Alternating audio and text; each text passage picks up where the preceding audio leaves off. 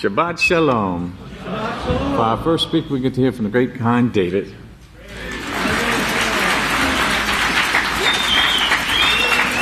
Shabbat Shalom, everyone. May the peace. It's an honor and a privilege to speak to address the called out ones of the living Father, and may the peace of Yahweh be with each and every one of you. You may be seated. What a joy it is to be here in Yahweh's house, and this is the last great day of Yahweh's great feast. I'd like to speak this morning about faithfulness, about loyalty. These are characteristics of our Heavenly Father Yahweh, and He's always taught this in His plan. If you would go to Deuteronomy chapter 7, I'd like to begin reading in verse 6 and read through 9. For you are a holy people to Yahweh your Father. Yahweh your Father has chosen you to be a people for Himself. He's called each and every one of you a special treasure above all peoples on the face of the earth. That's a tall order to live up to, but we can do it. He's promised us He'll help us do it. Yahweh did not set His love upon you nor choose you because you were more numerous than other people. I see the sanctuary's full, but there's always room for more. And we know there's many, many more coming. And because He would keep an oath and vowed with uplifted hands to your fathers to bring you out with a mighty hand and redeem you from the house of bondage, from the hand of Pharaoh, king of Egypt. We all came out of Egypt. We all repented of sin and are converting to Yahweh's perfect way. In verse 9, know therefore that Yahweh is your Father. He is mighty. And notice, He is the faithful Father. He's the faithful Father who keeps His covenant and mercy for 1,000 generations forever. He keeps it forever of those who love Him and keep His laws. You know, that's what He requires of us. He makes a covenant with us at baptism. He said He promises to be our Heavenly Father, our provider, our protector. And we make a promise to Him. We make a promise to keep His laws, to be obedient to His plan and the authority over us. The word faithful in Deuteronomy chapter 7 verse 9 here, it's the Hebrew word 539, faithful. The Hebrew word amon. It means, it's a primitive root, to build up, to support, to foster, to render firm. You know, we've got to be firm in our determination to be perfect. To trust or believe, to be permanent. This is forever. To be permanent. Or quiet. To be true. So we've got to be true and faithful and loyal to Yahweh as He has those traits toward us. In Genesis 1:26, if you want to turn there or write it in your notes, then Yahweh said, I will make man in my image. What's His image? We just read in Deuteronomy 7 verse 9, He's a faithful Father, keeping His covenant. We've got to be made in that image. We've got to be made faithful. We've got to be faithful and loyal. I will make man in my image according to my likeness, and he will have rulership over the fish of the sea, over the birds of the air, over the cattle, and over all the earth, and every creeping thing that creeps upon the earth. Some of the synonyms for the word loyal are faithful, just as Yahweh's faithful, trustworthy, devoted, reliable, dependable, steadfast, dedicated. Another definition of the word loyal is to be faithful to a prince or superior. Who's our prince? Who's our superior? The witness, Great Kahan Yisrayl Hawkins, correct. Duty, faithful to a prince or superior, true. Duty or love, not treacherous, but faithful. Another definition of the word loyal from the Webster's New World Dictionary of the American Language, it says faithful to the constituted authority of one's country, and we're faithful to Yahweh's plan. You know, we've come out of this system, and we're faithful to Yahweh's house. Faithful to those persons, ideals, that one is under obligation. Notice these words. under obligation to defend, under obligation to support, under obligation to be true to. And that's from, like I said, Webster's New World Dictionary of the American Language. If you'd all turn to Psalm 119, verse 86. Psalm 119, verse 86. And if you look at verse 86, and this is what Yahweh is to us. It says, all your laws, Yahweh, are faithful and true. His laws are faithful, His laws are true. But by falsehood, they persecute us. You know, those who aren't part of the house, they don't understand what we stand for. They think we're a threat. So, you know, being lacking knowledge and with the propaganda of the adversary against this work in these last days, they persecute us. And the last two words of this verse here, help us. Help us, Yahweh. Help us do this work in these last days. If you turn to 1 Corinthians chapter 10, and you look at verse 13, 1 Corinthians chapter 10 and verse 13, and do not murmur. Actually, I'm going to start at verse 10 here. 1 Corinthians 10, verses 10 through 13. And do not murmur, as some of them also murmured and were destroyed by the destroyer. We have many, many things to be thankful for in the house of Yahweh. And sometimes we may see a little area that we think could use improvement. And so we might murmur. This is the wrong thing to do, brethren.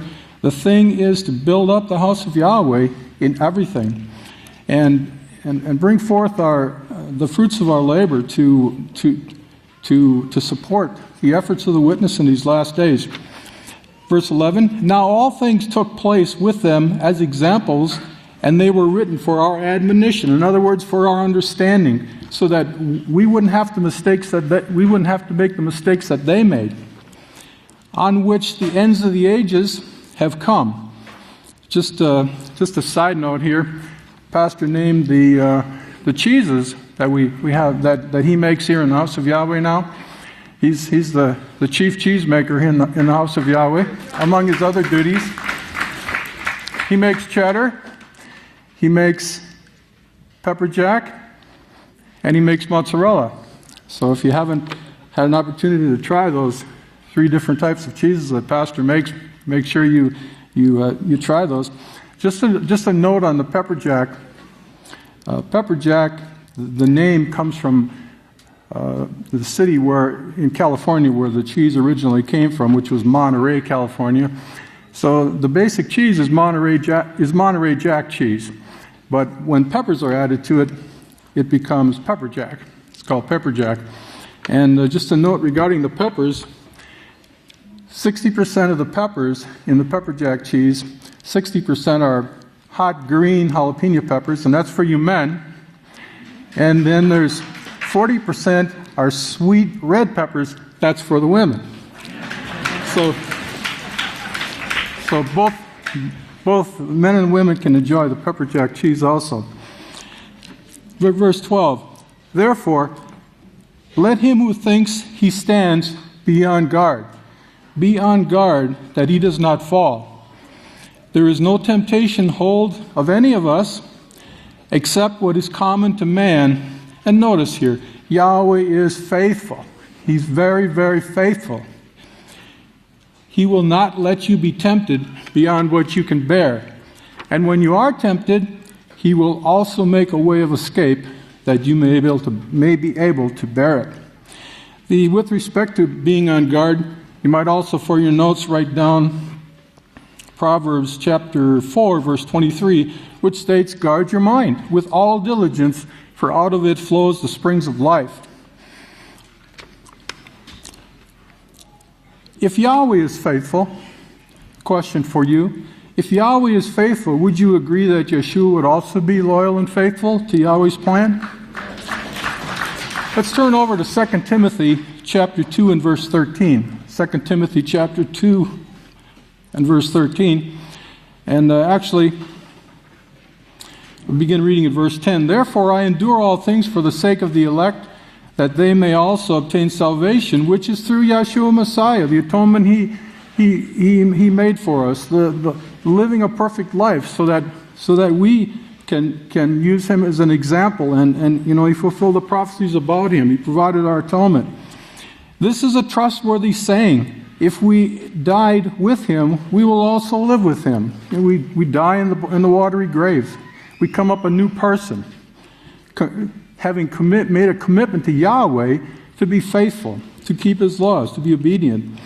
And verse 13, if we do not believe, if we don't have full confidence, Yeshua still remains faithful. He still remains faithful. We're not going to shake His faithfulness. He's proven Himself. He's the firstborn among many brothers. For to deny Himself, He cannot. So we need to be just like our example, our high priest Yeshua. Turn to Hebrews chapter 2. Hebrews chapter 2, and let's look at verse 16. For truly Yeshua does not take hold of Malachim, but He takes hold of the seed of Abraham. And so let's read, just for your notes here, Genesis 15, verse 6.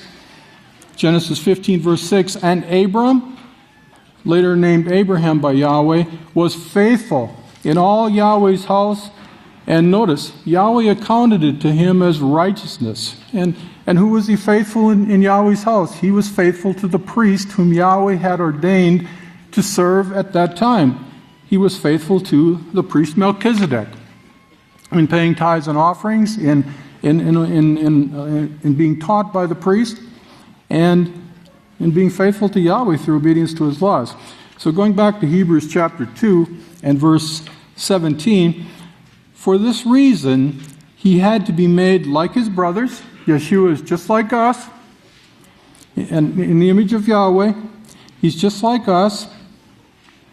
He had to be made like His brothers in every way in order that He might be a merciful and faithful, notice, faithful high priest in service to Yahweh, and that He might make atonement for the sins of the people. He's done all these things for us. For in that He Himself has suffered, being tempted, tested and tried, He is able to help those who are being tempted. We're going through the conversion process, and the temptations, the tests are going to be set in front of us, but we must be firmly determined to overcome all things. If you go to Numbers chapter 12, and let's read through 1 through 9. Numbers chapter 12, verses 1 through 9. Then Miriam and Aaron spoke against Moshe because of the Ethiopian woman which he had married. In verse 2, and they said, has Yahweh spoken only through Moshe? Has He not spoken through us also? And never get the idea in your mind, in my mind, and that we have something special. And Pastor said, if we can put, if we have something we want to bring to his attention, write it down, put it in the offering box. And, that's the extent of it. Then let it go. Now the man Moshe was very humble, more than all men who were on the face of the earth. At once Yahweh said to Moshe, Aaron, and Miriam, come out, you three, of the tent of meeting. So the three of them came out. Then Yahweh came down in a pillar of cloud and stood at the entrance of the tent and summoned Aaron and Miriam. Both of them went forward. And He said, hear now my words. If there is a prophet among you, I will reveal myself to him in visions. I will speak to him in a dream. Not so with my servant Moshe. Notice, he is faithful, he's loyal in all my house. I speak with him face to face, plainly, and not in dark sayings. He sees the form of Yahweh. Why then are you not afraid? Why are you not afraid to speak against my servant Moshe? And I would say to any of us, and any of us, if there's one among us who speaks against the witness Israel, I would say, if you don't want to be part of the house of Yahweh, close your mouth and leave peacefully. Because, notice, Yahweh's anger burned against them. against Miriam and Aaron. So if we speak against the overseer, my counsel would be, close your mouth and leave peacefully. It may be that Yahweh will have mercy upon you in the day of sentencing, because notice, Yahweh's anger burned against Aaron and Miriam for speaking against Moshe. And the same, Yahweh is unrelenting. He doesn't change. Let's go on to 2 Samuel 20, verse 19. 2 Samuel 20, verse 19, starting at 18. Then she spoke, and this was a woman who lived in Abilene, and the commander of David's army, Ahab, was searching for someone who had fled to that city, and the gates were closed. And so this woman, she spoke, saying, they used to say long ago, she was talking to Ahab, the commander of David's army, to receive an answer, ask at Abel, and that would settle the matter. And when we come to Yahweh's house, we are asking at Abel. We're asking to be taught. We're asking to receive a blessing of wisdom and understanding. And notice verse 19, the woman said, we are peaceful and faithful. We're faithful in Israel. Yet you are trying to destroy a mother city in Israel. Why would you swallow up the inheritance of Yahweh? And of course, Ahab replied, well, I don't want to. Yahweh forbid that I should swallow up or destroy. But notice, Abilene, this is Abilene in this generation. This is where Yahweh's honor dwells. This is where Yahweh's presence is at His great feast days, such as this, the last great day. The word peaceful here means to be safe. This is the place of safety. This is the place where, while there's a 9.0 earthquake or 9.1 occurring in Japan, here there might be a 4.3 over in Snyder, and you might feel a little shaking if you're sitting on your bed at 7:30 in the morning when it rolls through. But it's this is a place of safety. This is where Yahweh is watching out for His people and providing a place of safety. So it means to be safe, to be made complete, to be friendly, by extension reciprocate. In other words, to be just like Yahweh, coming into the image of Yahweh. If you turn over to Acts chapter 11, verse 23, this has to do with Barnabas, when he said in verse 23, now when he arrived and saw the honor Yahweh had bestowed upon them, he was glad and exhorted all to remain faithful to Yahweh with a determined mind. Be faithful to Yahweh with a determined mind.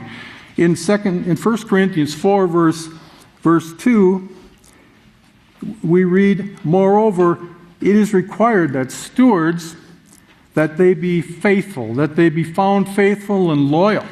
This is the requirement, that we're faithful to Yahweh, faithful to Yeshua, faithful to the witness Yisrayl. It's required of us to have these characteristics. Jacob chapter 2 and verse 23 states, and the scriptures were fulfilled which said Abraham was faithful in all the house of Yahweh, and it was accounted to him as righteousness, and he was called a friend of Yahweh. Yahweh wants to call each and every one of us His friend. And we can do this if we remain humble, faithful, and loyal to Yahweh's servant Yisrael in these last days. I have an example of what I've referred to here as Laodicean loyalty. Laodicean loyalty.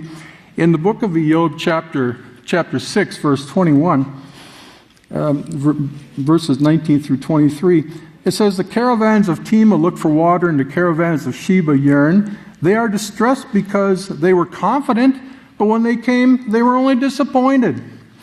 And Job says, this same way you have been to me.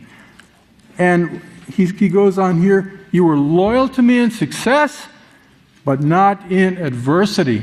So this is an example of Laodicean loyalty. Loyal in success, but not loyal when there's some adversity. So, we need to be loyal 100% of the time. That's what Yahweh requires of us. Question for you. What has Yisrayl Hawkins asked of us? The answer I have listed here is he's only asked us the same things asked of us, the same thing that Yahweh asked of us. Obedience to the 613 laws, the tribute of our labor, in building up the house of Yahweh, loyalty and faithfulness in promoting the work of Yahweh. That's really all he's asked of us. Being obedient to the laws and helping to promote the work with our service, with the service we bring forth on behalf of the work of Yahweh. It's important that our children be taught loyalty. These teachings, they start at home and go from there. If you look at Proverbs 20, verse 6, it says, "Many men claim to have loving kindness, but who can find a faithful man, one you can trust?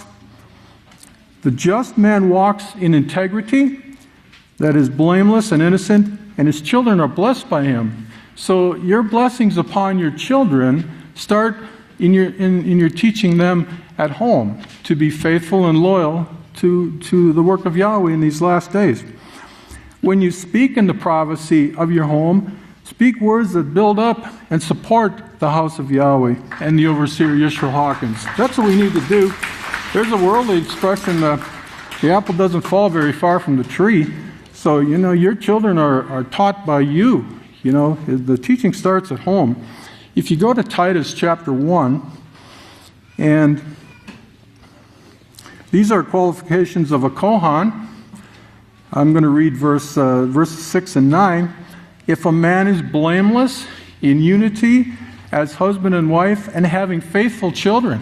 This is part of the characteristics of a man who qualifies to be a Kohan. Having faithful children who are not accused of riot, immoral conduct, and are not unruly. And in verse 9, "Holding fast the teaching according to the faithful word, which is the law and the prophets, in order that he may be able, by sound doctrine," by learning and studying at the house of Yahweh, by sound doctrine, both exhort and refute those who contradict, who preach a different way. In Proverbs 22, verse 6, for your notes, it says, "Train up a child in the way he should go, and when he is old, he will not depart from it." Train your children to be loyal to Yahweh's house, loyal to the witness Yisrael. Constantly. Be unrelentless. I should say, be relentless in teaching them loyalty and faithfulness. Speak uplifting words to your children about Yahweh's house and Yahweh's servant Yisrayl Hawkins. The words here, the way he should go in Proverbs 22, verse 6, it means the mouth, things that come forth from the mouth. It means literally speech. So let your speech be positive. Let your speech be uplifting. Let no unrighteousness come out of your mouth in the hearing of your children, because they're listening. Children are very intelligent. They latch on quickly to concepts and to words. So let your speech build up the house of Yahweh when you speak. Pastor Hawkins has been very faithful to us. If you go to 1 Samuel 2, verse 35, behold, let's go to verse 31 first. And this is the story about Eli the priest, who was not entirely faithful in teaching his children. He raised up Hophni and Phinehas, who were wicked men. They didn't keep the laws of Yahweh. And so Yahweh said to 1 Samuel in chapter 2, verse 31, "Behold, these are the words spoken to Eli.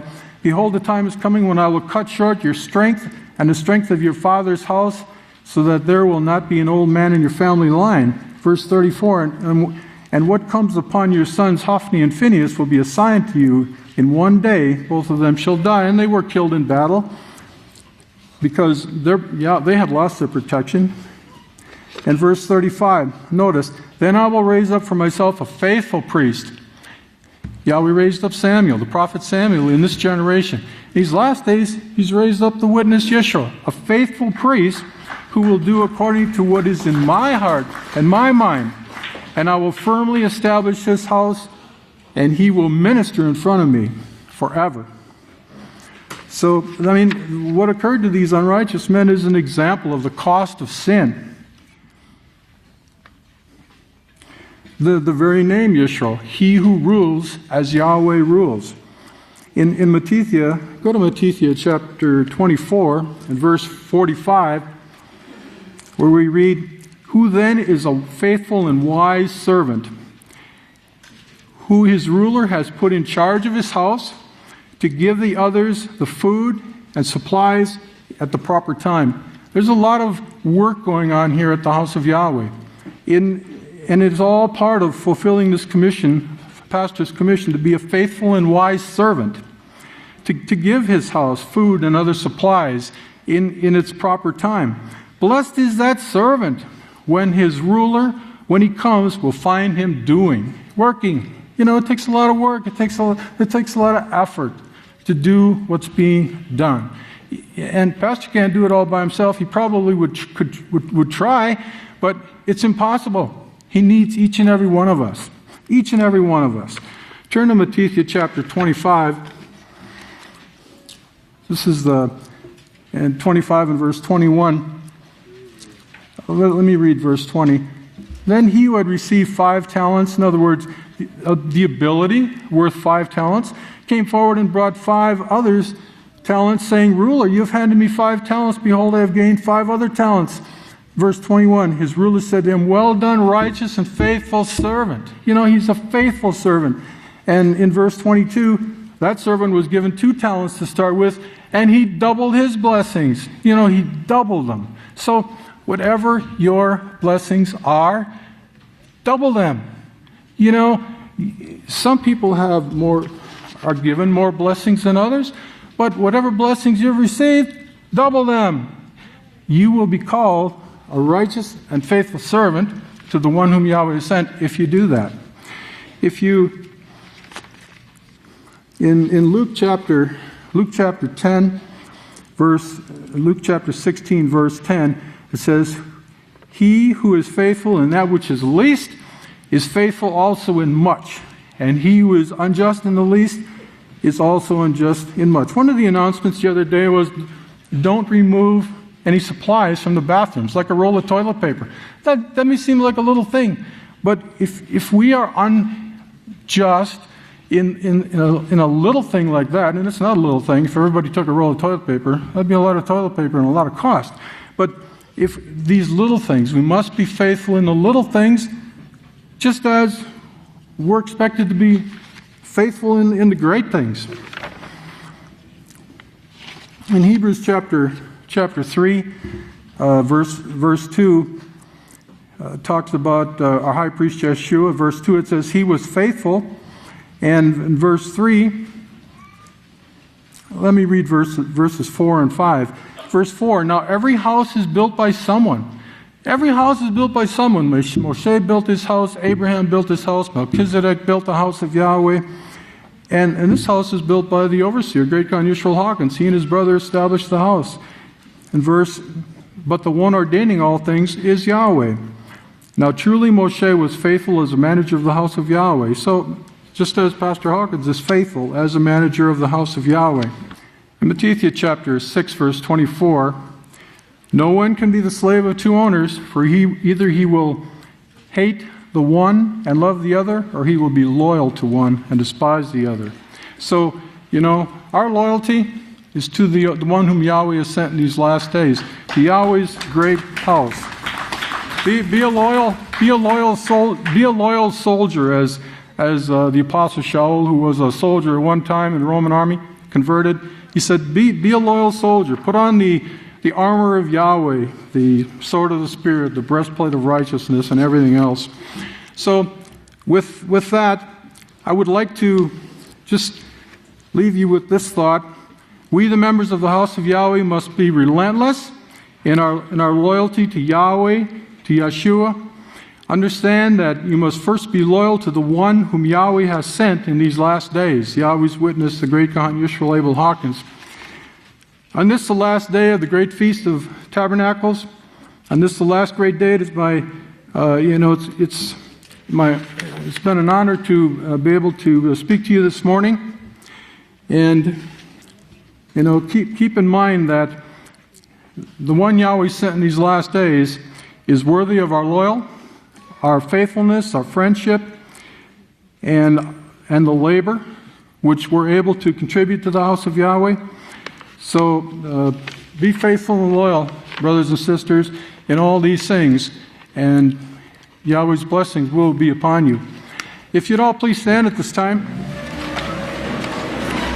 I'd like to introduce to you at this time the great Kohen Zephaniah Hawkins.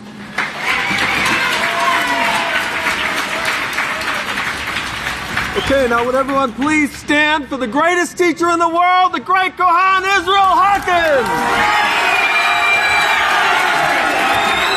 Shalom, everyone! Wow, isn't this beautiful?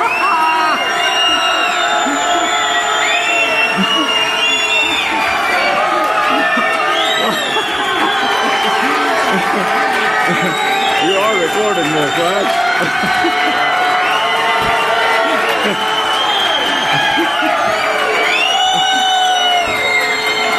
And this is the last day.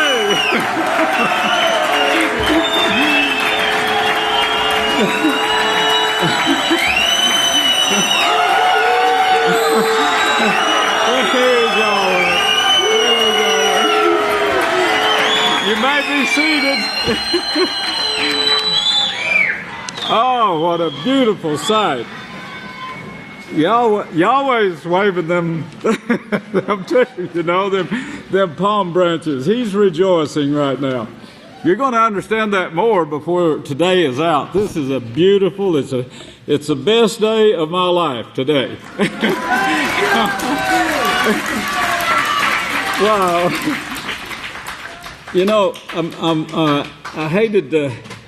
I hated to waste that 11 minutes there, but I wanted you to see that the world has no solutions for what's taking place. Everything is crumbling. The schools, the governments, the people that's once again fooled them. He said, once again he fooled them. He got in again.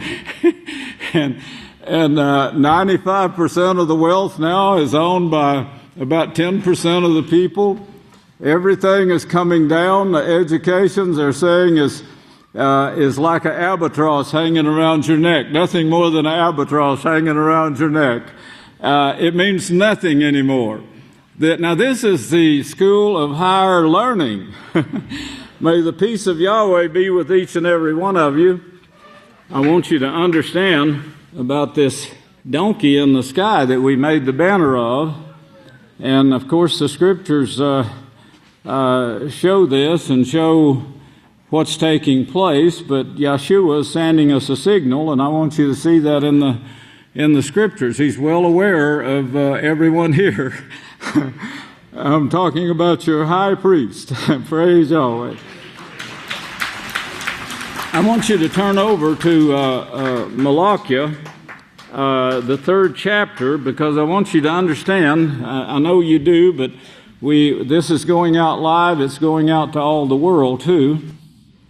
Of course, what we need to understand, what everyone in the world is going to have to understand, that we have brought a curse upon ourselves. This whole world, all the nations have brought a curse upon themselves, and this is what Malachi is saying here. It could have been elaborated on, and we talked about it in discussing the scripture, because it could have been elaborated on, but the way it's written, maybe Yahweh did it a purpose to keep it hidden from the world at this time. If you remember, they did not like to retain Yahweh in their knowledge, so Yahweh backed off and said, go your own way. And whatever you do, it's your choice, he says. They've made their own choice. Well, of course, they choose to rob and steal and kill. And yesterday's news, it showed a 15-year-old boy against our municipal system. I guess he was expelled from school, 15 years old, and he went back to school to try to settle the matter some way. They called the police officer who they have guarding the schools now. This was Cooper High in Abilene. The officer reached out and touched him under the arms for some reason. The boy knocked his hands away. And of course, I saw the fingers go to the eyes. This is a neat trick to blind the opponent and then take them down. This occurs all the time. But a 15-year-old should be supporting the help that is being furnished, if it was being furnished fairly. And they should be supporting the schools, the educational schools. They should be supporting the teachers, But you don't see this. You don't, and of course they have reasons for not supporting it. The Rome burning, why? These people, they're tired of being cheated. They're tired of being, abused. In reading what they have to put out, you can plainly see the curse that Malachi talks about here, that's on all nations. The Greece was the last one that you saw, and the rioting that's going on there. Greece is actually filled with Galileans, and of course it still has a bunch of them. And they have the large metropolitan areas, of course, that's owned by thieves and robbers, and of course it's a system just like we have here that we see is falling, and the same system falling all over the world. But there's suburbs of Greece that want to keep Yahweh's laws. Believe it or not, their children are protected. They protect their families. They teach them what they know. They're not the House of Yahweh, so they don't know what we know. But they are trying to live by the Holy Scriptures, something that was brought forth at Shiloh, if you remember.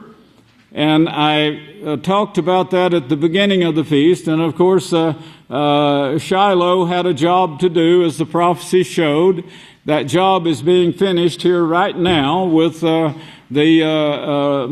righteous man that was raised from the dead by Yahweh and has been given the nations. The next thing is the nation's obedience to him, which we're bringing about now. But there's a lot of people out there, brethren, that is not falling for this baloney. But propaganda is being put out to these people saying, talking about the Galileans in Greece. They don't call them that. They call them ignorant, what do they call the apostles? Unlearned and ignorant people. They said that we have made some headway. That is, the popes have made some headway into the suburban districts because the boys now own cars, which they can have some privacy with the girls. The girls now are being allowed more and more to go out in the cars where they learn to experience the boys, and the boys learn to experience the girls before they choose a mate. Now, this is the ignorance, the stupidity, that has got the world brains filled with, of course, the STDs. But I want you to know there's a lot of people in this world that are still branching off into colonies like they did when they were persecuted in Israel. And, of course, they're not worth fooling with. The government says, oh, they're not worth fooling with. You know, the whole bunch of them couldn't bring in $10 a month in taxes. So it's like Solomon when he tried to give Galilee away and to a certain king, and the king refused it. That's the way the colonies are in Greece. But Greece is falling. That is, the metropolitan areas are falling. Definitely. These others we will bring to Abilene very soon and teach them Yahweh's way. But if you'll look here at the curse that he says here, verse 8, he says, will a man rob Yahweh? Actually speaking of nations, but this is individuals too. Yet you have robbed me, but you say, how have we robbed you in tithe and offerings? What does the work of Yahweh, which brings about righteousness, what does it operate on? Well, it's supposed to operate on 10% of the income. Now, Satan knows this, and this is the reason her number one priority right now is to bring down this system, make the people poor where they can't support the rebels, the unlearned and the ignorant. If she can somehow turn all the world to sin, this is her goal, of course, and to make mankind look sick in the judgment that's going on in heaven right now. That's what she's trying to do. They don't realize this, of course. The nations don't realize that they're under a curse by withholding tithe from the work of Yahweh. But this started way back then. Now, the Catholic Church, of course, has gathered in fortunes of everything. They're the richest organization on the face of the earth. They could distribute that wealth right now and put the nation back in operation for a while, but it would just be for a short time that it would collapse again, because this system, the system itself, the total system is falling. Rome is burning. But the getting people to sin, that's what the Catholic Church is all about. That's why it was created. There was one article I had here. It says, Americans more dramatically, Americans move dramatically towards acceptance of homosexuals. Young people lead the challenge. Young people. Well, of course, they're coaxing the young people in the schools. Let me see that article, if I've got that here. Now, this is talking about the education and what goes on in the schools, of course. But it says student loan debt hill. Student loan debt hill. 21 statistics that will make you think twice about going to college. It's showing the facts about the schools that branched out, called Nimrod, called rebel. He rebelled. That's what the word Nimrod means. It says the vast majority of college students in America spend 2 to 4 hours a day in the classroom and maybe an hour or two outside the classroom studying.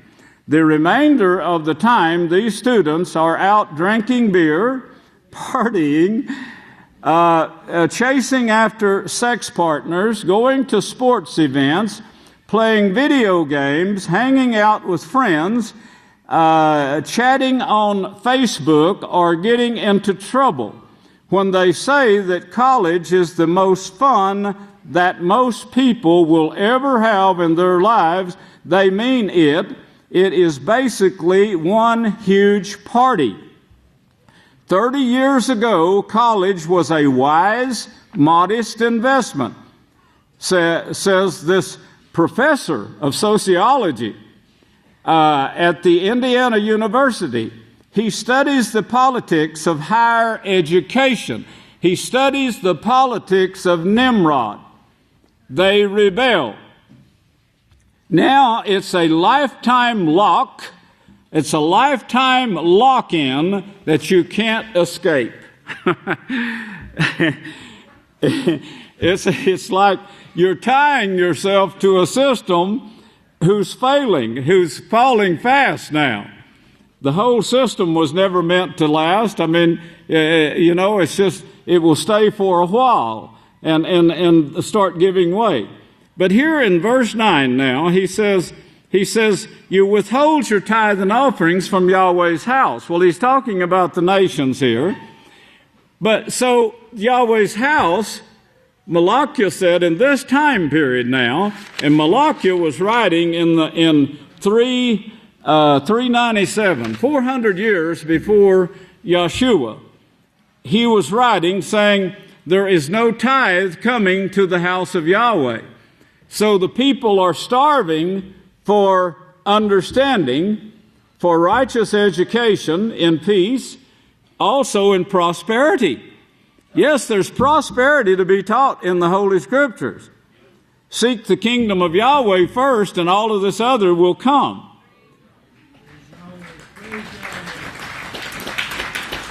Well, why aren't we suffering all this prosperity?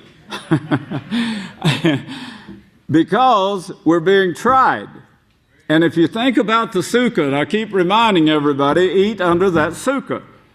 And look up. Lift your head and look up. And know why Yahweh, with our forefathers, who wrote the Holy Scriptures, many of them was used in this, why they came to believe in Yahweh's plan, and why they were willing to suffer to prove themselves to Yahweh, to prove that prosperity won't turn their head, or a gift, or whatever, turn their head. That they could actually bring forth true judgment, true righteousness, peace, joy, love, all of the things that make for joyous living. Well, he proved them for 40 years under those conditions. And of course, the threat of even after they came back, he said, all of this is going to be taken from you now, all these great houses, if you turn away from me. Well, what was he talking about? He's talking about the same curse here that Malachi says you're being cursed. It's not like Yahweh is saying, he's not like saying Yahweh is hitting you with a wand and bringing this upon you. He says, because you're holding back the knowledge, you don't know what to do. So you're under this curse of not knowing what to do. So you're grabbing to fulfill your lust. Everyone is. So now you're going to war and fighting against each other. Well, of course, here in Zechariah now, you'll turn over there to chapter 9, and I won't anyways near finish this, but I want to put it in your mind, because here it's speaking of the work that Yeshua is doing through the house of Yahweh, and as Genesis 49:10 said, it will bring obedience of the nations to Yeshua, the high priest, our high priest now, but he will be ruler of rulers in the near future. We'll see that him receive that authority. We will see that ourselves at the time he serves us. I hope he serves us the fish that he served the disciples out on the seashore. And I'm looking forward to it. But here in 9 and verse 9, he says, rejoice greatly, O daughter of Zion. This brings to memory a song that was written. It was written by the prophets and apostles, and then it was added to by our music directors and those working in the music. It's a beautiful song. The only thing you have to bring your lunch because it's a long one. Longest song, I think, on record. We could go in that book, whatever that is. I don't even remember what it is. That shows how quickly those things are forgotten. but you'll hear that this afternoon. They put together another wonderful song too. We've got a lot of great music and singing. You'll hear some of it now during the dinner hour, and dinner is at 12 noon, by the way, 12 to 1. It's not a lunch. That's something you carry in a sack. Remember, you carry that in a sack to school. I used to do it every day. Supper, the Last Supper. Remember when it was held? Evening. Don't let these Yankees or don't let them throw you off. Everything in the world today is a deception, unless it comes from the Holy Scriptures, the prophets, if they speak not. Well, anyway, you can take these home with you too. These songs, they're a wonderful blessing and a reminder that Yeshua's coming is very soon. But he says, "Rejoice greatly, O daughter of Zion." That word Zion there, daughter of Zion, according to the Hebrew dictionaries, that means children who keep all of my laws. So rejoice greatly, O children who keep all of my laws. Then we have the word daughter of Jerusalem, translated so, which means seed of the priest who teach peace. Now, if you remember what Malachi said, hold your place there and turn back to Malachi.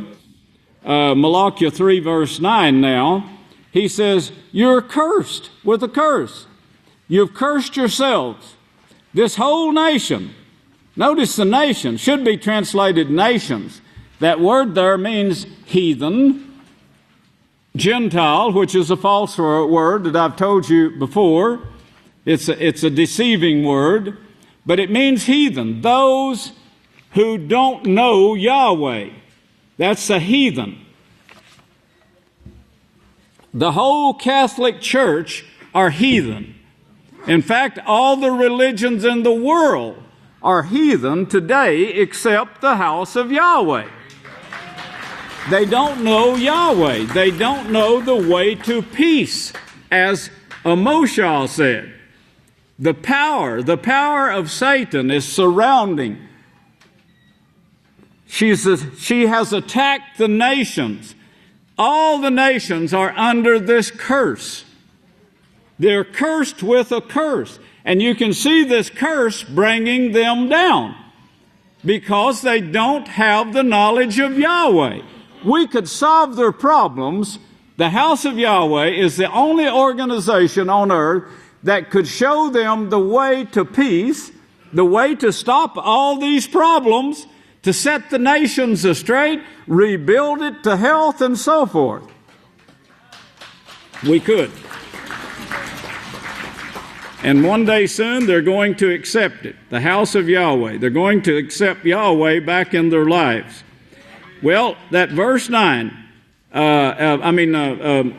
back to Zechariah now. Verse 9, verse 9.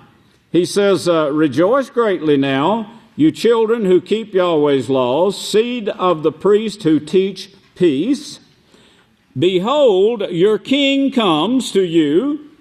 He's coming to you. He is just and having salvation, lowly, riding on a donkey, on a colt, the foal of a donkey, on both of these. Well, we're the colt now, the foal of the donkey. The disciples was the main donkey. And of course, we're based on the foundation of the prophets and apostles in these last days. I've covered all of this now, so it's on tape. And just in case you would like to get it, I hope you will, if you haven't already. He says, I will cut off chariot from Ephraim. He's speaking of the 12 tribes here. Greece being one of them. Not one of the tribes, but a mixture of them. A mixture of the 12 tribes. that He brought down to us in the last days, with all of its difficulties inside, and called you out of the world and says, overcome it.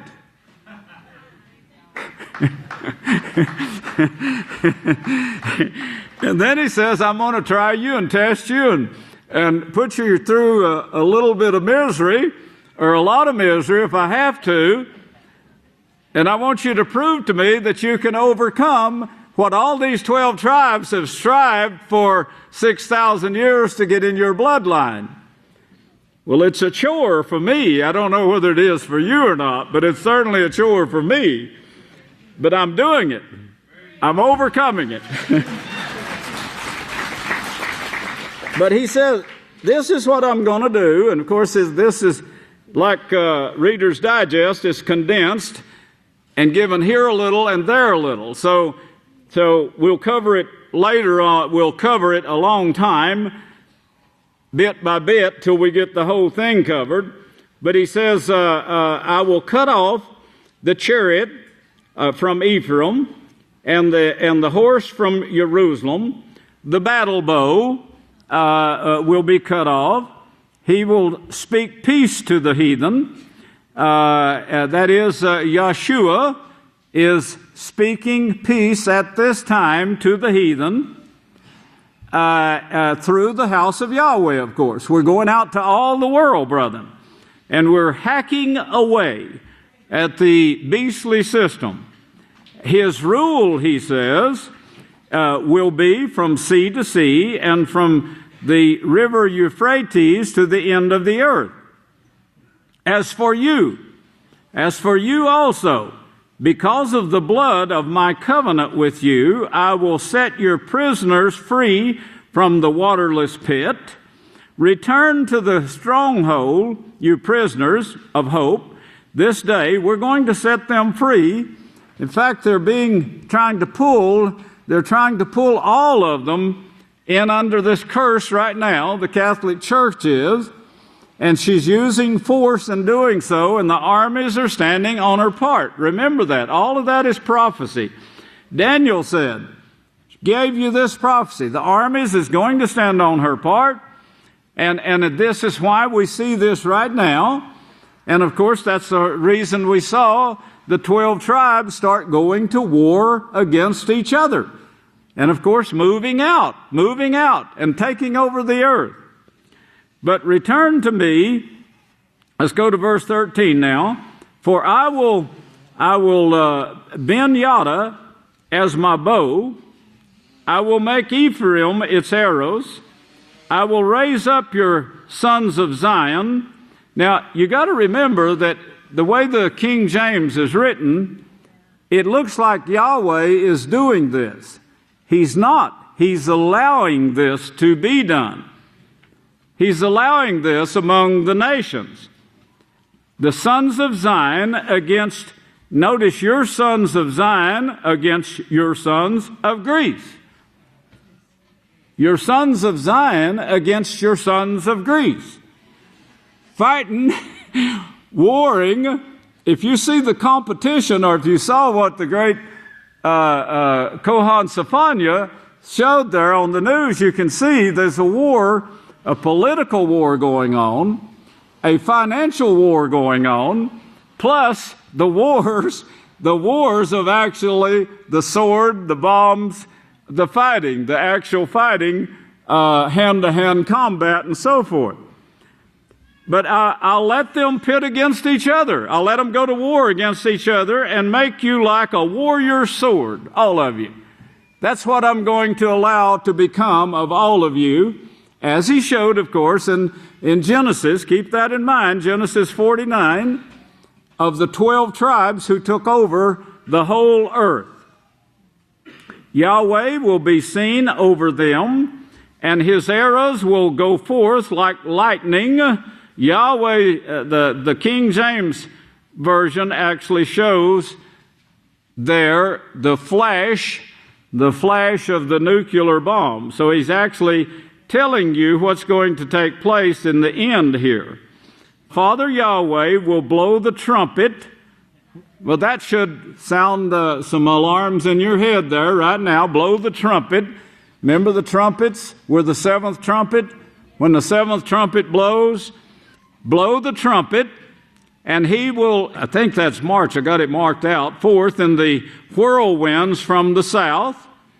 Yahweh of hosts will defend, defend them, and they will consume, tread down the sling stones, and they will drink, roaring as though with wine, and will be filled with the sacrificial bowls.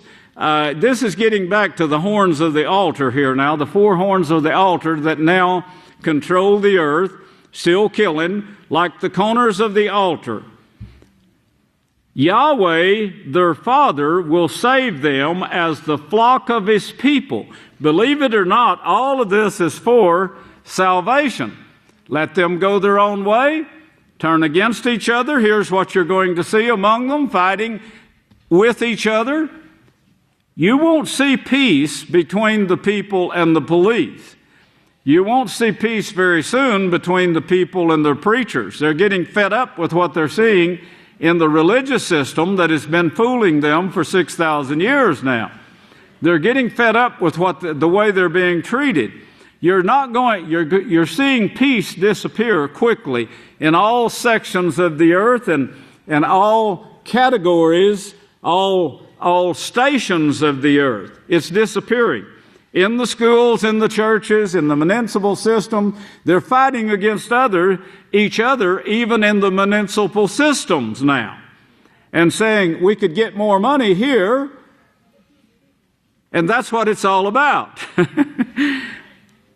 Yahweh, their Father, will save them as the flock of His sheep in that day, for they will be like the jewels of a crown, lifted high like an ensign, a beacon upon His land.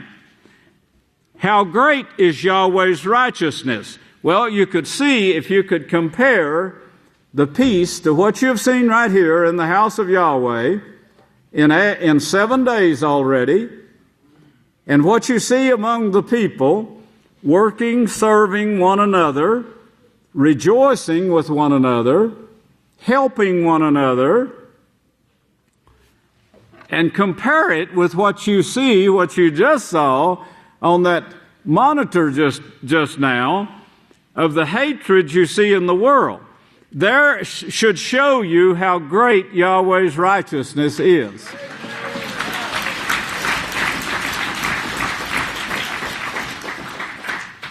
How great is His beauty. Grain will make the young man cheerful, and new wine the maiden. So He's showing, like it says in Revelations, I'm going to wipe away all tears and so forth. Because you robbed Yahweh, you have robbed yourself of the knowledge of Yahweh. Because you didn't want to retain Him in your knowledge, then He took it from you. He took away everything from Israel that He gave to Moshe. He took away everything.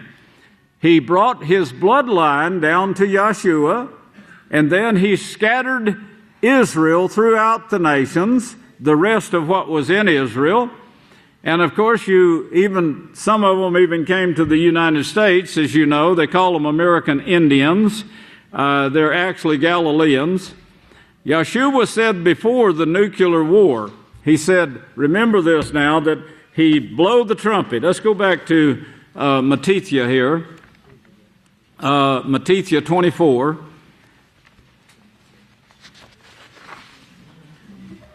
This is a time period when Yeshua and His donkeys are marching forth throughout the earth to all nations, reaching every household. Every household. It's possible to reach every household on the face of the earth now. In Matthew 24, Yeshua said before the nuclear now, He said, this seventh trumpet, this trumpet would be blown.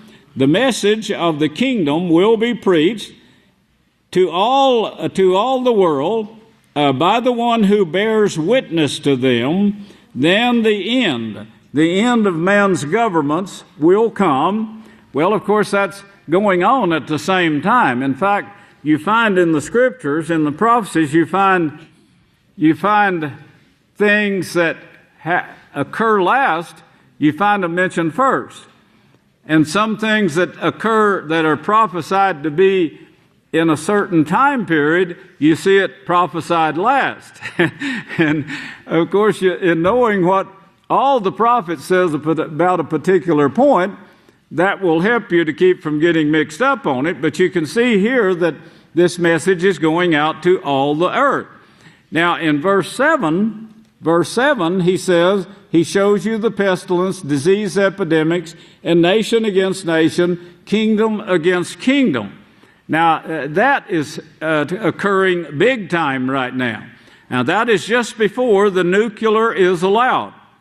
Then the nuclear, he says. Then the nuclear, also, he shows a gathering, the great gathering here in verse 29, you see the nuclear, and then you see the gathering take place at a time when he says you're going to see a sign. Look at that. You see that word sign? Top verse. Top of the verse. And then will appear the sign of the Son of Man in heaven. Did you ever wonder what that was? You won't see the Son of Man, but you'll see a sign of the Son of Man in heaven.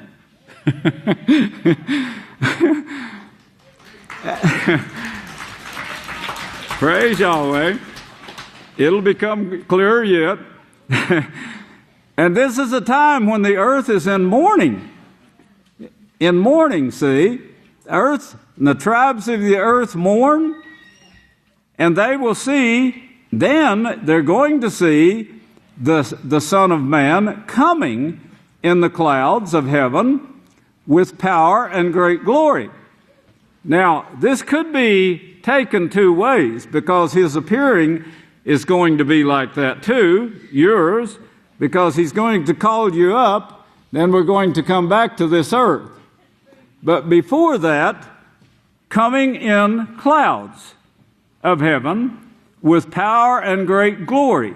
Now, of course, this wouldn't mean anything to anyone that doesn't know about the work of Yahweh in the last days, a lowly work like the Savior himself, but a work that is protected full time by Yahweh and, of course, beings with much power.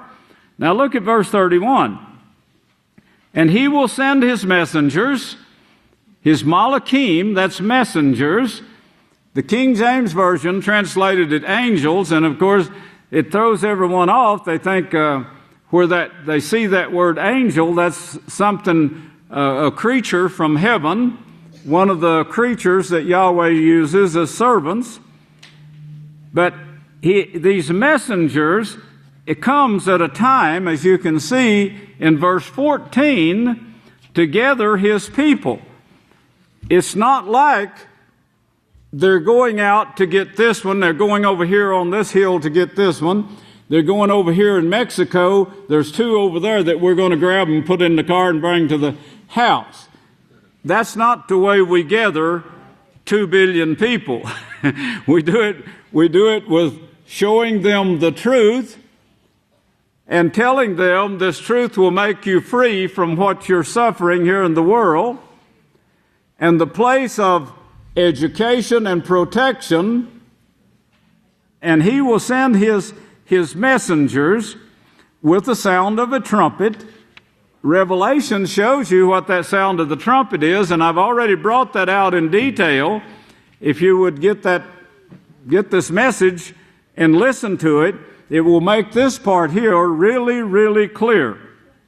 The sound of the trumpet, and they will gather together his elect from the four winds. That's come of them caught up in the wind, and of course, and you're going to have a plane to get those out of the wind now. Come on back down to earth and look at it earthly. From the four winds, that's the four directions, with nobody in the house of Yahweh knows the four directions. You say south. Oh, south, south. Is that down? Well, they went down there. Down? Which way is down?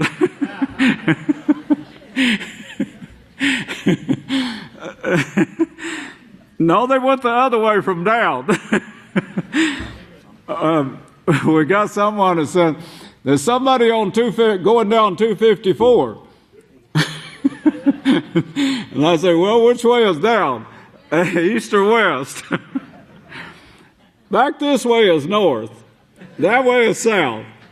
This way to my right now, if you turn around and face north, remember west will always be on your left, east on your right, and south at your back.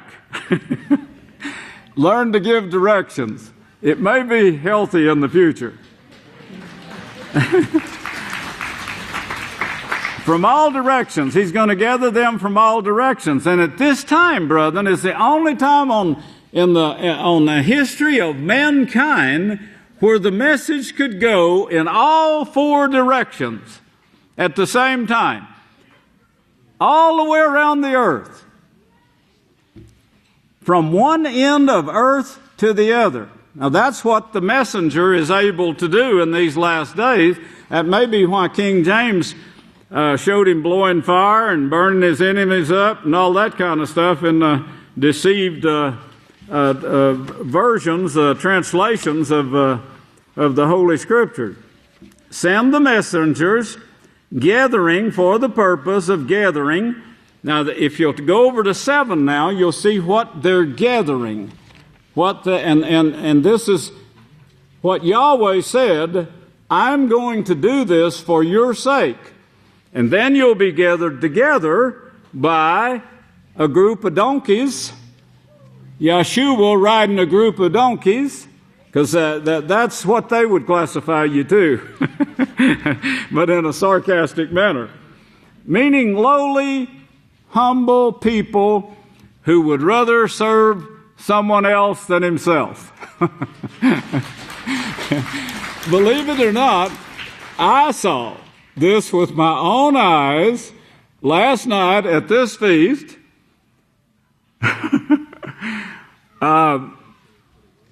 I saw people who passed up supper because they had vegetables that they needed to wash for this dinner today, because I said we've got to have these organic vegetables for dinner tomorrow.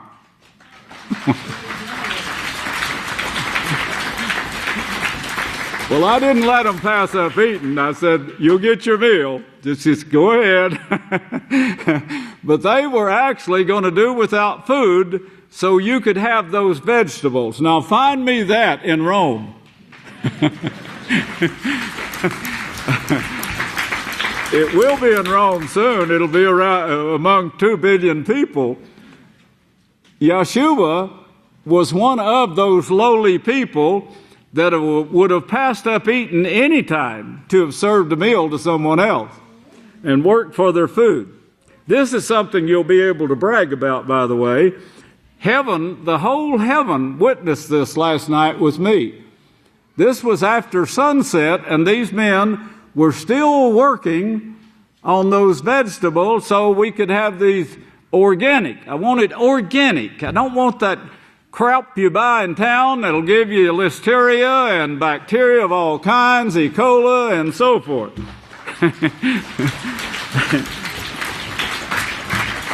Well, the gathering is taking place. It's actually taking place right now among the nations. As you can see, among the 12 tribes here, the 12 tribes, that when they refer to these 12 tribes, they're actually referring to heathen people. And then these 12 tribes, if this was written right, are actually among this second push right here that we're going through right now, where we have computer and so forth that are also the 12 tribes, actually, but a number that no one could number. But there's a special office set apart for these people in the first group, and a special office set apart for this group in the second group. And one day soon we'll have this translated where you can read it and understand what Yeshua is saying. There are tribes right now among whom Yahweh has hearing this message. And they are contacting us from time to time, and they're saying, we can see you have the answers. Praise Yahweh. And they know that this is something that comes forth from the prophets. There are also people that we're reaching right now that was started in the second stage of this push by Yahweh here that no man could number. We couldn't number it. We looked, we studied our best computer experts, our best keyboard operators, 10-key digital operators. They couldn't do it, but they said it's somewhere near 2 billion people that we're gathering here. But look at verses 1 through 10 there. Notice verse 9, I looked and behold a great multitude, which no one could number, of all the nations, tribes, and peoples and tongues, standing in front of the Lamb. The Lamb that's riding on the donkey that we just read about in Zechariah 9:9. This is Revelations 7:9. The Lamb clothed with white. Clothed with white. I see a lot of white here, inside and out. Praise Yahweh. And with palm branches in their hands. Palm branches. They use them like this. I saw a bit of news the other day where some were being laid in front of a couple of donkeys here on the grounds. What could that be? First, they showed them in Jerusalem, laying them there in Israel, approaching the old city Jerusalem, which we got work going on there too. You'll hear them singing later. We recorded their racket they was making. And crying with a loud voice, saying, salvation to Yahweh. Now that's what was advertised back in Genesis 49, the salvation of Yahweh, in what they call Shiloh. And Shiloh came forth. Shiloh brought its job forth. That was the prophet's work, held safely in Galilee while the rest of the nations were fighting. It even involved them from time to time, but Yahweh protected them, getting this work done. Who sits upon the throne and unto the Lamb. Now look on over to verse 14. I won't keep you much longer. Verse 14, he said, I said to him, ruler. He's asked what these are. And I said to him, ruler. And he said, you know. And he said to me, these are the ones who come out of great tribulation. They're coming out due to a prophecy that was made in Genesis, made in Zechariah, also made in Matthew 24 by the Lamb himself, and have washed their robes, made themselves white in the blood of the Lamb. If you remember, that was part of that prophecy in Genesis, but mistranslated.